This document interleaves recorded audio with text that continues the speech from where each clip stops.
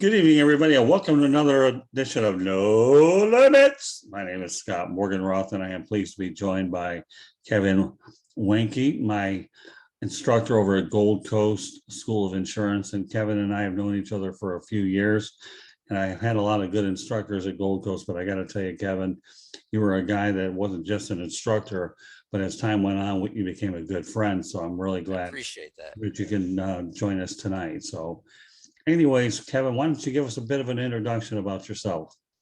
Well, sure. Well, right now I'm freezing because I'm up in Olean, New York, and it is snowing like crazy right now. Wind's blowing about 15 miles an hour. But when I'm not freezing, what I do is I'm a big advocate for business owners. I've got several businesses myself, including the financial planning business. But one of the things that I own Decision Tree Financial, and I just wrote a book, and that's why Scott has asked me on the thing. The name of the book is The Sallo Strategy for Business Owners.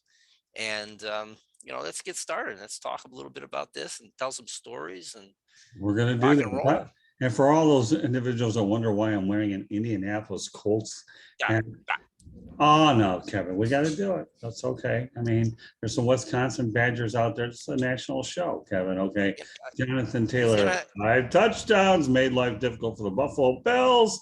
And by the way, for all that whatever it's worth, Jonathan Taylor played for the University of Wisconsin. But that said, let's get to it. All right, Kevin. Look, Yeah, well, okay. One thing. Let me just. You can get to it, but this leads into a lot of stuff here. Let me tell you right now, the Buffalo Bills have helped me understand how to deal with adversity in my life because I never expect anything good to happen. Okay, rooting for the Buffalo Bills and being a professional Buffalo sports fan means that you are going to be constantly disappointed in your life. Just know that. Okay, you're so not I getting understand that. sorry, you're not getting a whole lot of sympathy out of me for those individuals of Detroit Lions fans. You think you got it Yeah, bad? that's true. But That's you a guys little have the bit Red silly. Wings. You have this. You have this Pistons. The Tigers have won before. Buffalo's never won anything. So you know what? Here it is for you. But I'm You know going what to tell that? you one thing You know about what that is, right? You know what that is right there, right? what is That's it? the world. That's the world's smallest violin playing for you, as a Detroit fan. See it right there. There it Well, is. I will tell you one thing, and I had the opportunity many years ago when I was getting into the business, and I happened to write a story on Jim Kelly, the Heisman Trophy candidate. And we all know that Yeah, Jim he's a UM Kelly guy. Yeah, did he's some a UM guy. incredible things up there as well. So, with that said, we're talking about the Salo strategy, and I want to get Sales strategy for business. Yes, let's do it. that's what we're going to do. So, all right. So, Kevin, tell us about people when they realize that there's two assets the investment industry tells people to avoid because one is too risky and the other is too safe. Too Explain safe, it. right? Too risky and too safe. So when you get into the mainstream media, not independent media, the mainstream media has got an agenda, right?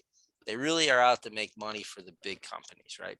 But here I am. So I just told you I was only in New York, but one of the places that's really close to here is St. Bonaventure, and one of my friends is a professor there. He's a finance professor, and he knows what I do. And he came to me one day and he says, I think that all somebody needs is to do two things. They just need two assets. You don't need to do these asset allocations where you're buying stocks and all these things. You just need two things. And I said, okay, really, what is that? He says, well, you need to have just a stable asset, right? And one of the things he said was use US treasuries. Now, what US treasuries are debt that the US government does, but it matures in 1 year. So it's like a CD that matures in 1 year, kind of, But um, so there's no interest rate risk. So if interest rates were to go up, you still got your money. So that's one. And that just protects money. And you got 90, 85, 90% of your money in there, and it's not earning hardly anything. It's really safe. And, it's not going to make you rich.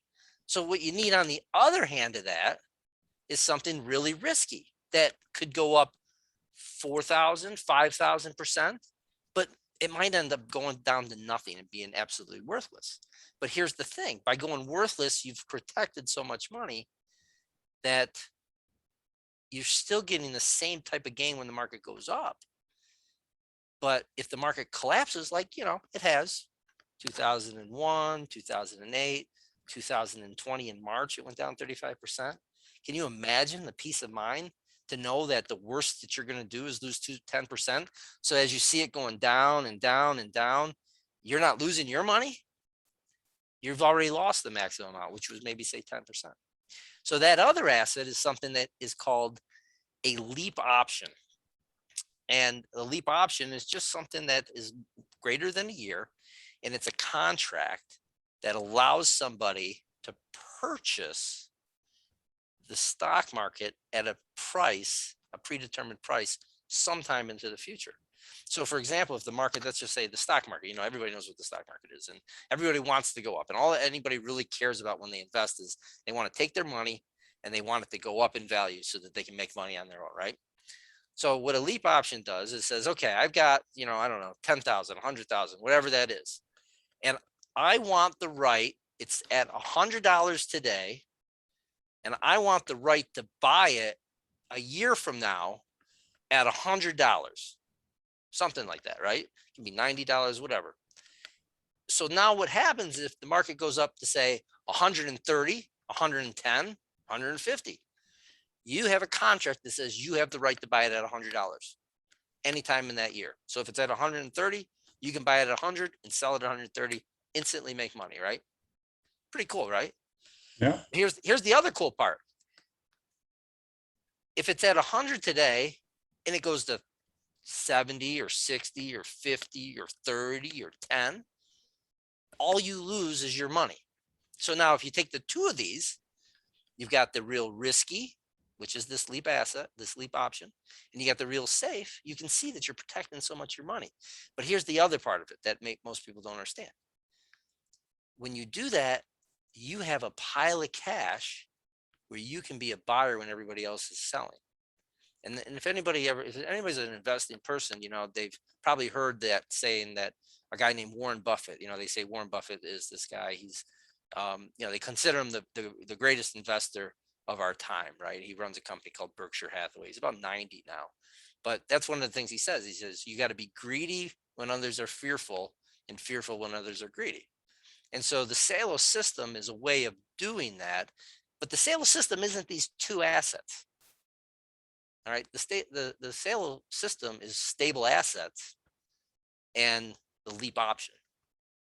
There's a little bit more to this, though, because when my friend, the finance professor, showed me this, I looked at it and I was kind of skeptical at first because, as a CFP, and all these, different allocations and buying stocks and having put 15 years of watching CNBC and reading so many things, I was kind of finding it hard to believe that could be, that could work, even though he was an academic person.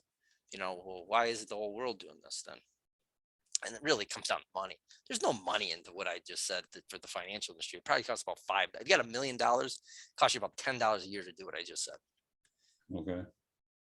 I mean, who's going to promote that? You're not going to have a whole program on CNBC. It would actually destroy that whole network if everybody understood that's all you needed to do. I mean, that's the argument, right? I mean, when you get into investments, the indexing idea that a lot of people have, which is where you buy indexes, which are a basket of stocks that represent some segment of the economy. Those might be the Standard & Poor's 500, which is 500 of the largest companies in the United States. There might be the European, Asian, Far East index, which is, everything outside of the United States. But these indexes is something that a lot of people are promoting because they're inexpensive, but programming like the CNBCs or the magazines, and especially the financial industry, there's a lot of people that are saying, well, indexing doesn't work because you can never beat the market. And that's absolutely true when you think in a linear fashion. All right, what I mean by that is, if you just invest in indexes by themselves, they're going to do whatever they do, and you're never going to beat the market. You're actually never going to even count. You're not even going to average the market because there's fees inside those index funds as well. So the only way to really beat the market is what Warren Buffett does. And that's to be greedy when others are fearful. And the only way to do that is you got to have cash available to be a buyer when everybody else is selling. But you need to be in a position so that when the market goes up, you can get 100% of the gain as well. And so this is where the Sallo system comes in. Sounds good. All right, well, let's go on to the next thing. So when used together, provide business owners with a unique opportunity to invest that will provide leverage to accomplish more for their efforts. Talk about that. Yeah. Okay. So I'm just talking about investing right now, right? And investing, when people think about investing, they think to themselves, all right, I have to take money out of my lifestyle today and I need to put it into something with the anticipation that it will grow into the future and be worth more for me. That's what people do when they invest, right? That's the thought process. They're never going to put their money into something. Hey man, I got $1,000,000 and I'm going to put it into something and I hope it goes down to 500,000. They're just never going to do that, right? They do the $1,000,000 because they want it to be worth $2, $3, $4, $5 million, right? Well, that's the idea here. Now I'm just talking so far about growth, but for a business owner, what I'm going to tell you, and as somebody that's worked with lots of business owners, a business owner's never going to make more money investing unless they bought Bitcoin back in 2009 for negative, whatever, how much it was back then. But in general, buying stocks, they're never going to make more money in investing than they are in their own business, right? Their business is like a goose that lays golden eggs for them. And there's a lot of moving parts in that, especially successful ones that have employees. And so with the Sallo strategy, not only can you get unlimited gains in the stock market, protect yourself from losses when it goes down, and have a pile of cash to be a buyer when everybody's a seller, you can actually use that money so that it is putting systems in place to make sure that that goose that lays that golden egg can continue to produce. Sounds good. All right, so Kevin, let's just find that you don't have that you don't have to invest in IRAs, mutual funds, or stocks like you're told. You need to earn double-digit returns in the stock market. Elaborate on that. Absolutely. So IRAs to me are a crazy idea, and people just kind of blindly put their money in. They think very short term, and there's a lot of CPAs out there that do the same thing. So let me explain to you something. So Scott, I got a question for you. Sure. All right, I got a $100,000 loan that I want to give to you right now. 100,000, All right. no questions asked. What do you want to know? First and foremost, I want to know what the interest rate is and then the term. Right. You want to know what the interest rate is and you want to know when you got to pay that back, right? Right. All right. So when it comes to 401ks and IRAs and things like that, what most people do is this. All right, I made $1. Now I can pay taxes on that dollar and I can have 75 or 70 cents or whatever that is, right? But if I put it into my IRA or my 401k, the government's not going to charge me that tax. And I put the full dollar in there. Wow. I just saved money on taxes is what they think. So what's happening is that dollar grows. Maybe it's worth $2, maybe it's worth $3, maybe it's worth $4. But then what's the problem here is you just told me that you wouldn't take a loan unless you knew what the terms were or what the interest rate was, right? Well, when people put money into an IRA, what they end up doing is they're actually taking a loan from the government. The government's saying, hey, you don't need to pay us today. Just go ahead and keep that money for now and put it in there. And you're going to feel good about it. And it's going to go up in value, hopefully, right? But here's what we haven't told you yet. We haven't told you when you're going to need to pay that money back to us. And the most important thing is we haven't told you at what rate we're going to tax you on. Now, we've got you assuming, and one of the things my sophomore year in high school, my geometry taught me is the biggest thing that I remember in that class is that when you assume something, you break that down and you make an ass out of you and me. Right. But you don't want to assume what the tax rates are going to be in the future. Now, we've got a few things going on in this country right now. Some pretty big inflation going on. We have a ton of money being printed, and we have, tax the rich things going on. But, everybody knows that everybody's afraid that it's going to come down to even just normal people that just have a couple $1,000,000 or a couple $100,000. And so as we put our money into IRAs and we defer these taxes, we may be creating a ticking tax bomb. So for one of the things that if you look at things, and, just me talking here, if I look at the balance sheet of the United States government, they have around $30 trillion. I think it's like $32 trillion sitting in retirement accounts that they have a lien on. $32 trillion. Now we're in debt like $30 trillion, but they have a lien on $32 trillion of assets that they can change the rules on with the quick passage of Congress and start taking that money from people. Now, most people are anticipating that they're going to be giving this money to their children or their grandchildren or whoever. But let's face it, you put that money away in the IRA for your retirement.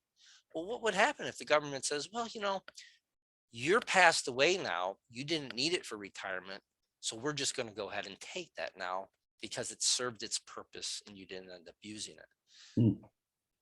What? Huh? Yeah, well, why wouldn't they? They could easily do that.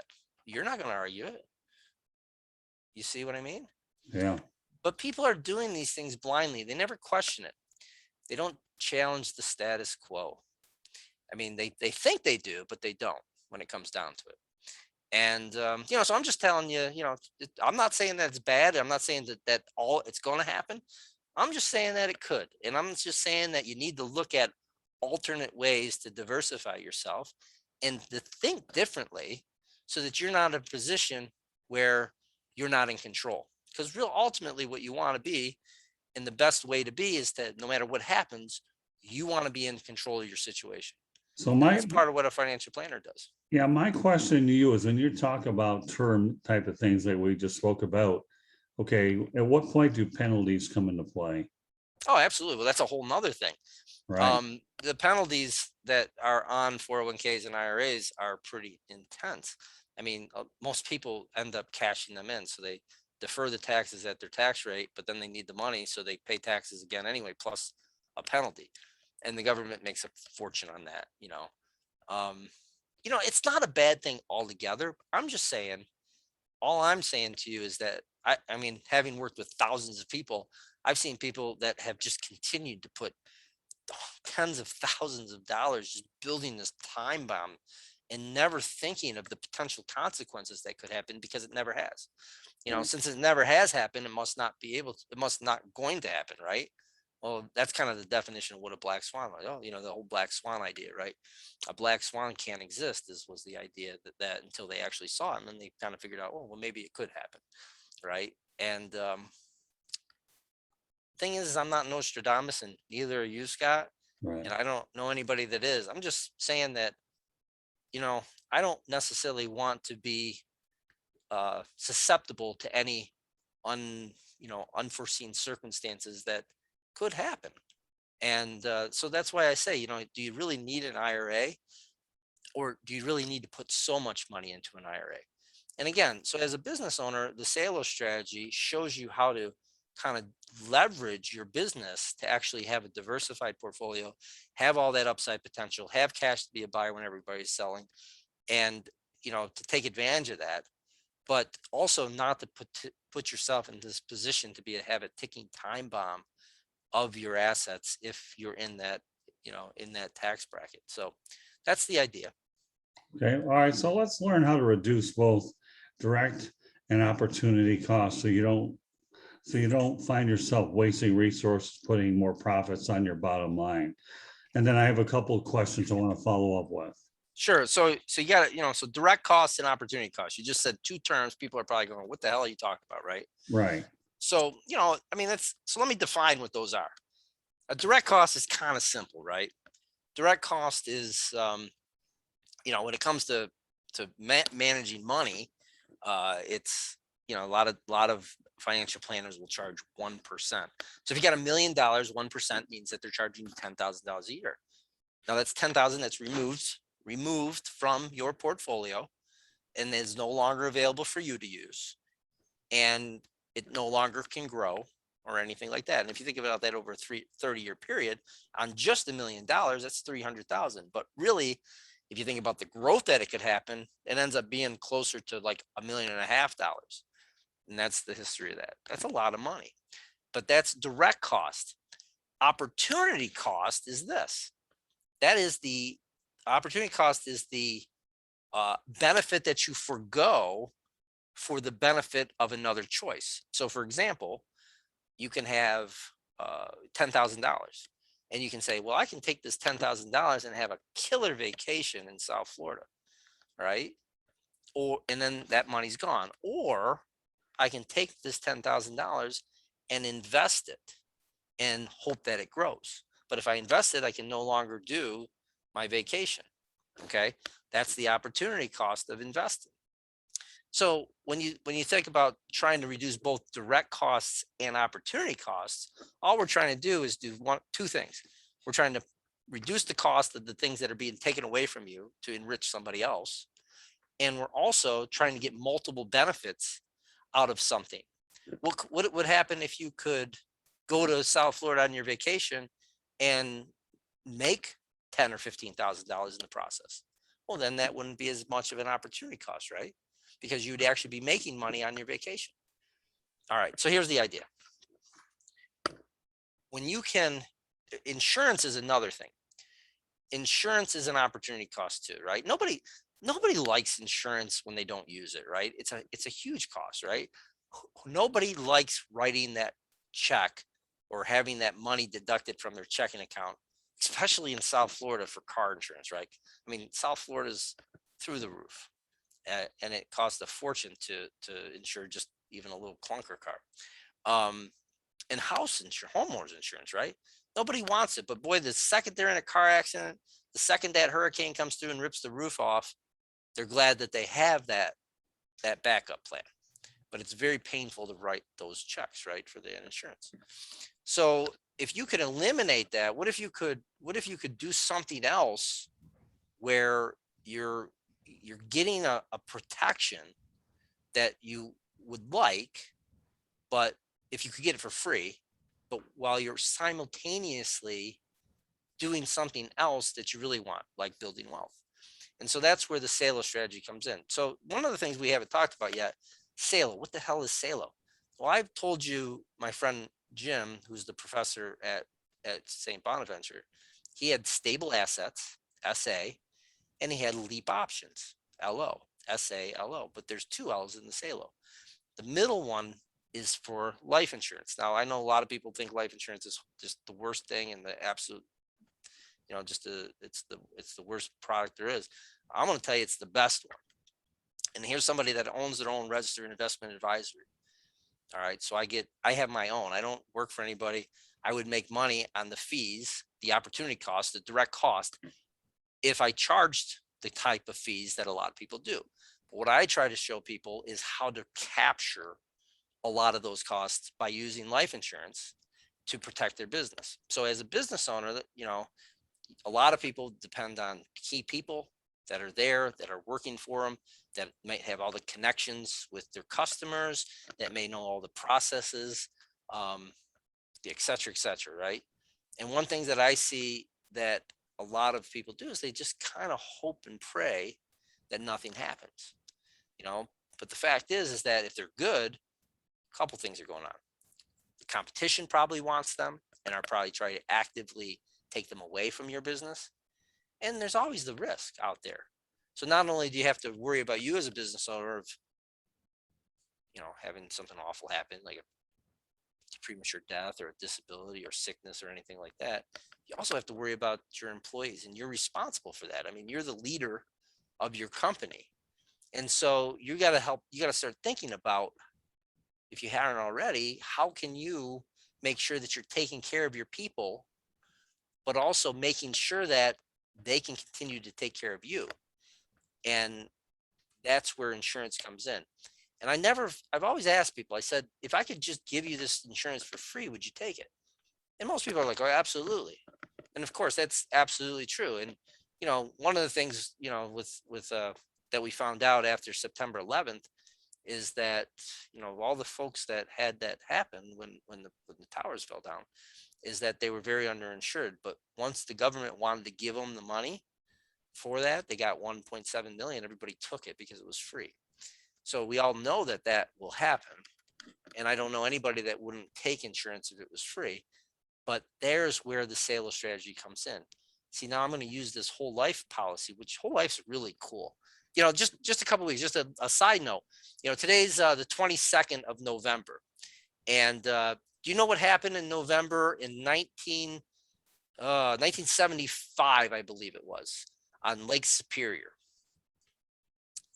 You tell me. I know what happened in 1963. Well, okay, so it's a Gordon Lightfoot. The song is called the Edmund Fitzgerald, right? There's a giant ship that sank in Lake Superior. But the thing I'm telling you that story, I just learned this, which I thought the company that owned that was Northwest Mutual, which is a life insurance company.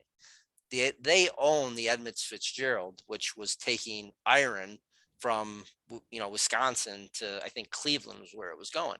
You see, when you own these mutual life insurance companies, what you are is you're actually owning the company, because a mutual life insurance company is actually owned by the policy owners.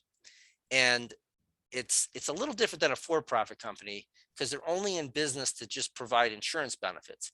And so what they do is they take your premiums and they invest in all kinds of different businesses. For example, shipping or real estate or other insurance lines. And you, as the policy owner, receive dividends when they earn more than they need to pay out in insurance benefits, and you get to keep that. Now, they're not guaranteed, but you're kind of owning, when you have a mutual life insurance company, you're kind of owning these. It's kind of like a hedge fund with all kinds of different businesses that happens to provide insurance benefits to protect your family and your business on the side. So that's kind of cool in and of itself. But I just learned the thing about the Edmunds Fitzgerald, so I wanted to save that. But mutual insurance companies, they can have dividends that are, I think the highest that are in history was like 12 and a half, 13%. So you're earning 13%, and it's based on interest rates mostly. But and right now we're in a low interest rate environment, so the dividend rate is closer to like 6 and 7%, which is still all right. And then when you take that, when I was talking about this two asset strategy in the beginning, the problem with the treasury bills is that they don't earn any interest. By replacing that treasury with life insurance, now you're actually increasing the return. So you get the same benefits that you had.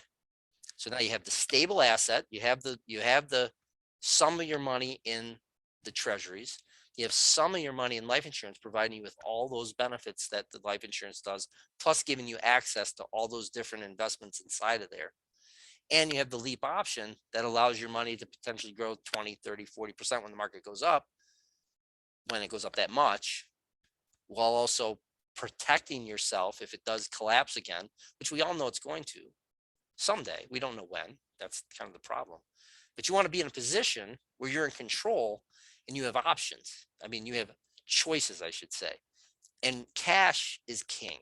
And so when you have these two other assets there, and you can be like, crap, the market's going down. I lost 10%, but man, it looks like it's kind of stabling out. Maybe I should double down.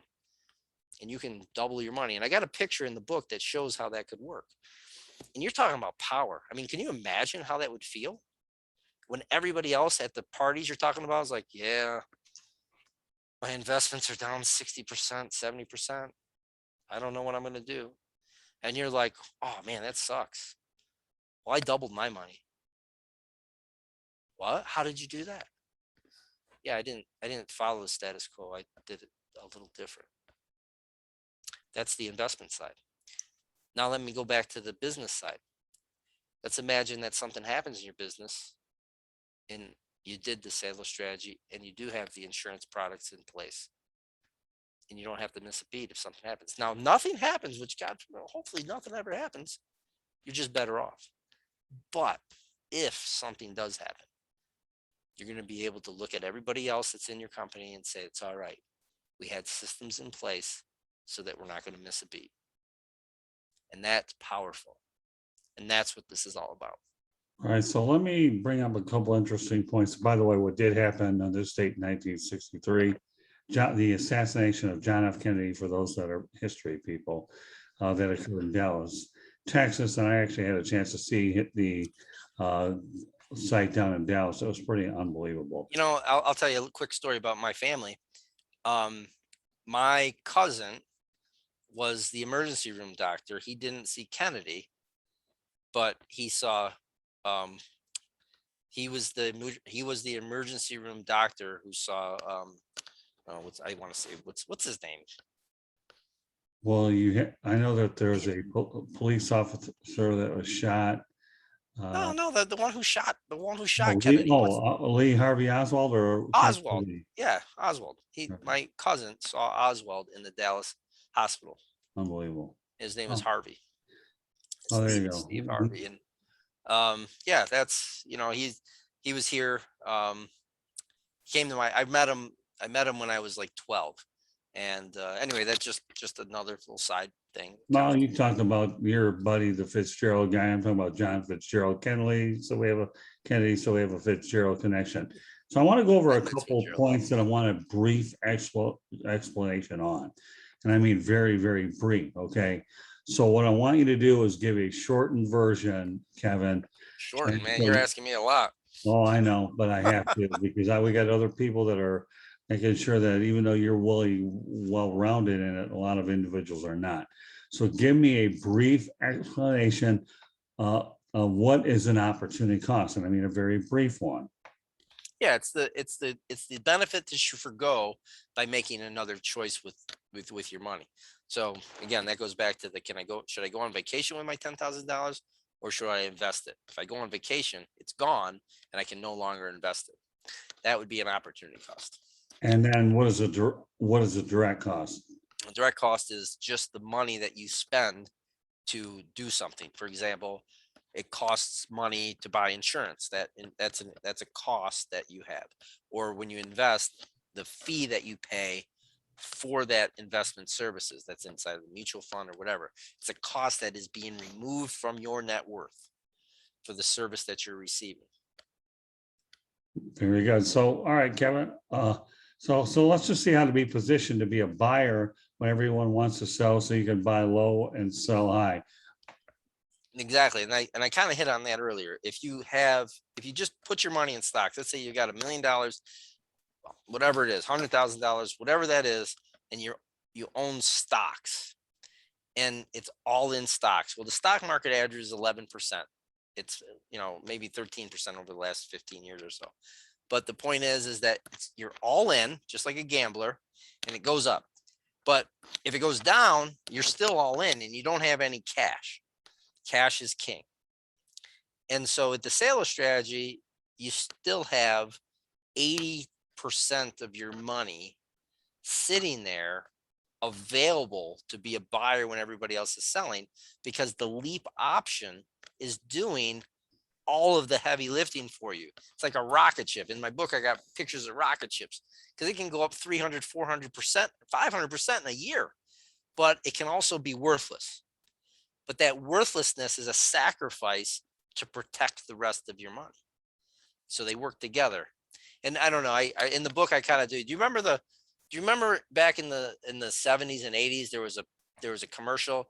One guy was eating a chocolate bar and he's walking and he's eating his chocolate bar, and another guy's got a spoon and he's eating peanut butter out of the peanut butter jar, and they come around the corner and they collide and the chocolate goes into the peanut butter and they start yelling at each other and they say, "Hey, your chocolate fell into my peanut butter." And the other guy says, "No, your peanut butter fell into my chocolate." Never will. Yeah. Right? You remember that? All right. Yeah. Well, that's the thing with leap options and the life and the sale asset. They're two things that work great together.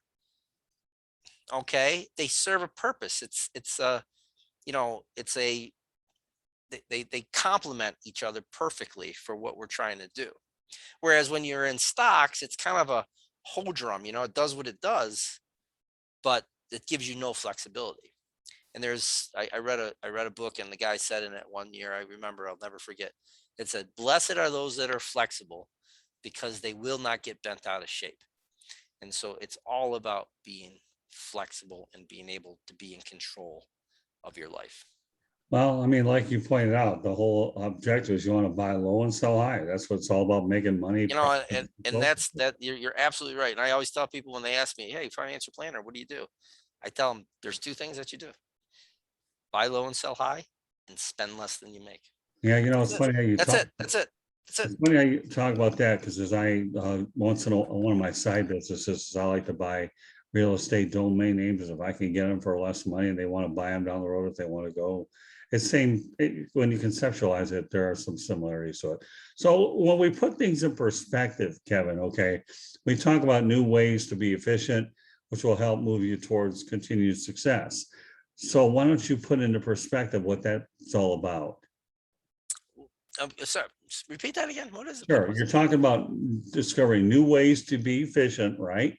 Mhm. Okay, and then that'll help you move forward towards continued success. That's that what the whole objective is behind Yeah, it. that's that. I mean, that's really just summary of everything, right? I mean, Right, that's exactly. all we're trying to say is that, if you step back and look at things and ask why you do things, Right. and as a listener, I'm not sure where you're at, um, but you know, I'm just going to say that there's a constant war going on for your money, and there's people that are actively trying to just beat you over the head with a message to get you to act in a certain way that positions them to make money and positions them to be in control, which means that it's you that lose money and you that lose control. And so all I'm saying is you are you Inc. as a person, right? And you might have a business. And if you're not a business owner and you just have a job, you're still you Inc. You are in charge of yourself.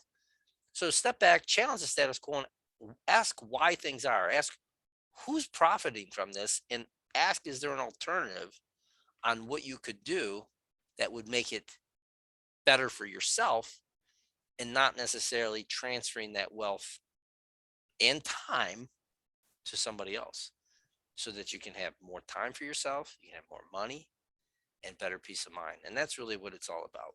And it's a crazy thing. I mean, I got to tell you, I mean, I know we got to wrap up here, but I'm not a financial. I was never wanted to be a financial planner.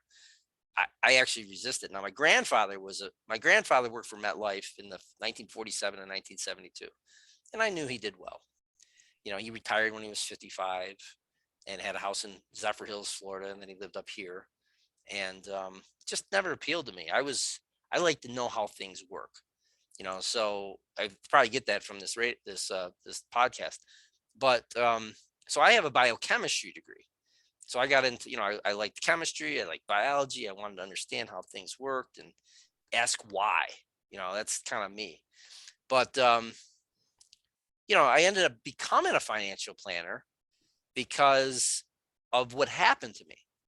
And see, what happened is I was working for Siemens, uh, and I did water treatment all over. I did all the space shuttles water. I did all the NASA's water. I did all the SeaWorld's water. I did all this water, all water, right? But I also had this entrepreneurial part of me, and I bought cell phone stores in Melbourne, Palm Bay, and Vero Beach.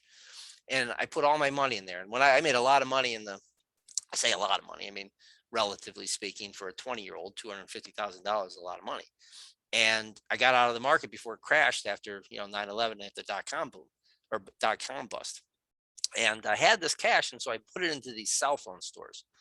And but then what ended up happening is I fell asleep watching a hockey game. I was in Melbourne, fell asleep kind of like with my head kinked like this, and I woke up sore neck. I started digging into my neck, and I felt a lump in there. And I thought I screwed a tendon up or something like that, right? And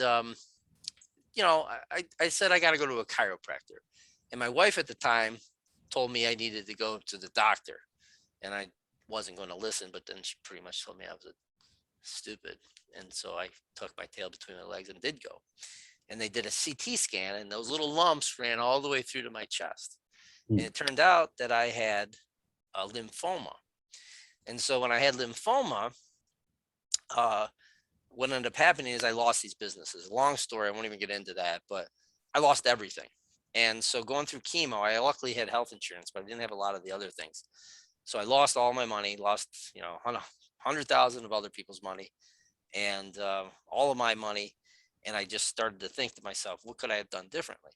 And then I was at my sister's wedding in Ithaca, and I was sitting there with my grandmother, who was 87 at the time, and I was telling her my whole story about how I just was, you know, just all fraud over this and stuff like that. And of course, I put 50 pounds on because they were pumping me full of steroids, but I was going to survive. My doctor told me that if I do what he tells me, I was going to survive. And so my grandmother listens and she says, "Honey, you need to go in an insurance business." And she just knew how to say it, and that's how I got into the insurance business after all this happened. And so that was 2003, and then I couldn't get insurance for myself for about 10 years, and then I got it for myself in 2004. And this is what's crazy. I tell people I'm my own best client, because in 2016 I started having problems swallowing, and I thought it was a hernia, didn't know.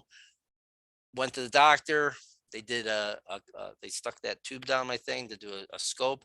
Turned out I had a massive tumor in my esophagus. I had esophageal cancer, and I didn't miss a beat. I mean, I had everything in place so that I had the best care. I was able to go to Johns Hopkins, MD Anderson. I started at Florida Hospital, and then I ended up at Roswell Cancer Institute in Buffalo. But I didn't have to worry about money. I mean, if they told me don't have to Google my survival chances, so I did, and it looked like 20%. But you know what? I didn't have to worry about money at that time like I did back in 2003 when I had it. I had everything in place, and I had a baby that year too, which was crazy. But here we are. It's 2021. Halloween was my 5-year anniversary from what they did. They did an esophagectomy where they removed half of my esophagus. So I'm a 5-year thing. I lift weights. I do all kinds of stuff. The point is that it's the peace of mind, and you're going to have a hard time telling me that what we do is not important. But what I try to tell people is that you could do the things that put yourself in that position without having to spend money and reduce your lifestyle when you step back and challenge the status quo. And that's really the most important thing that most people just cannot comprehend, because we're so conditioned that you have to spend money on things. And if you look at it and you look at a big picture and understand how to integrate and coordinate everything together, man, it all can take care of itself. You can have more protection, you can have more income, more net worth growing, and just that peace of mind to know that no matter what happens, you're going to be all right. All right, so well, obviously you're a two-time cancer survivor. So what I want you to do, Kevin, is let people know how they can get a hold of the Sallo strategy. Sure, that's easy. Just go to thesallostrategy.com and download it. Right now, it's free. Now, I'm still kind of in this beta and it's only downloadable, but I'm going to be publishing it eventually. And it's probably going to be for 30 bucks. But, what I do is right now I want you to read that, and I want you to just understand it. And it's pretty simple. And if you ever need to talk to me about it, it's all about implementing it and understanding the big picture. I try to have a lot of fun with the people that I work with. And, again, I know that finance and everything, I think I said this earlier, it's Charlie Brown's teacher, it's wah, wah, wah, wah, wah, wah. But if you understand how it impacts you and how you can do it and you have a good time, and when you're working with somebody, you can understand how to implement that and put things in place that you otherwise wouldn't. And so, I mean, you got to know me a little bit here. I've known Scott for a long time. And if you think that that's something that you can do, then that's what I do. I work with about 100 people a year, 100 new clients a year to put these things in place. That's about the maximum I could do, because it takes a lot of time. But you know what? The people that I work with, I have a good time with. And if you see yourself, you could have a good time with me, then that's what you got to do is read the book, understand how that works. And if you see yourself doing it, let's get together and let's implement a plan and put yourself in a whole completely different position than you are now, so that you can have that peace of mind, look in the mirror and know that you're doing the right things for yourself. So, all right, so once again, go ahead and repeat the information. Yeah, it's the sallostrategy.com. The sallostrategy.com. TheSallostrategy.com. Beautiful. All right. And just so you know, folks, this is tonight's special guest is Kevin Wenke. This is No Limits. My name is Scott Morganroth. Glad to have Kevin with us. Just so everybody knows that if you want to go ahead and see this broadcast on YouTube, please subscribe to the South Florida Tribune YouTube channel. It is no cost. If you're looking to listen to the audio portion, after all, we have the audio portion as well. You go to Spreaker, go to iHeartRadio, Spotify, Apple Podcasts, Google, or wherever you get your podcasts. You can also find it on www.southfloridatribune.com. If you want to follow us, you can also go ahead and follow us on Twitter at Tribune South. So if you're on Twitter, go at Tribune South, and we'll put these updates up there as well. So, and also to email us, you can email us at southfloridatribune@gmail.com. So numerous different ways to get a hold of us. And if you have any questions that you want to go ahead and send to Kevin, please send them at southfloridatribune@gmail.com, and I'll make sure that Kevin does go ahead and get those for you. So any that way that we can do it. So Kevin, it's been a pleasure having you on the broadcast tonight. Any closing thoughts before we call it a night? No, we went over everything. I really appreciate it, Scott. I hope that everybody enjoys it and learn something, a little different. It's all about challenging the status quo. Well, again, you know what, when you're talking about money and you have a certain agenda that you're looking to try to help individuals alleviate those concerns, then it sounds like the Sallo strategy is a very good read. And I'm glad that you have an opportunity to go ahead and share that. Now, will this book be over in any bookstores locally, or is it something that you go ahead and order? Or yeah, when I publish it, it'll be on Amazon eventually. That's where it's going to be in a bookstore. I doubt Amazon. it. And I'm assuming that it's a very simple read, right? Yeah, again, I had illustrated about 60 pictures in it, so it's Beautiful. a pop-up book. Well, I forgot to bring that up. My ex-wife told me that if I could write a finance book that was a pop-up book, I'd make $1 billion. So this was my attempt to make a pop-up billion. It's not necessarily pop-up, but it's cool pictures that just illustrate things that make those complex concepts simple to understand. Well, lots of people are visual. If a pop-up book is easy reading, then you certainly incentivize it.